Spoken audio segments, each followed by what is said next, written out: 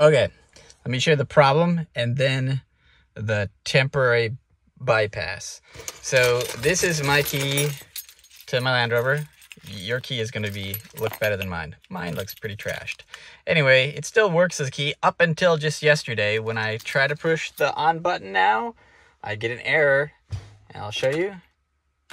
It doesn't start, and instead it says, smart key not found, refer to handbook.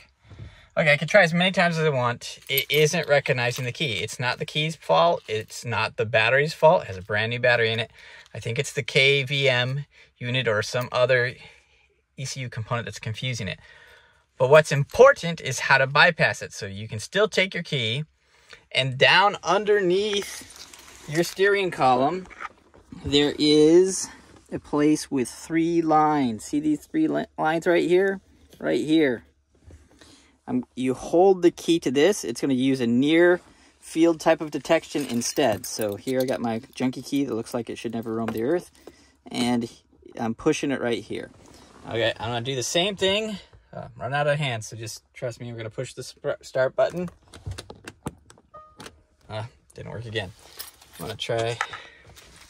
It will work, though. It will work. Okay, so I've got the key. There's no way I can do this with... I need another hand to video it. Okay, I'm going to hold it with this one. And we're going to push the button. There. Okay, sorry it took so long, but there you go. That is how... This is where the key is being held. It's not complaining right now either. But if I take away the key and I start driving like normal, I'll still be able to go places and stuff. But later on, I'll get that same display because it's not going to see the key in here after we drive for a while.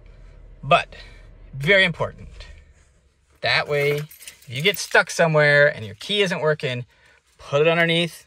That's for LR4. I imagine LR3 is probably similar. Might be Range Rover, whatever. This is an 2011 LR4. Hope it helps.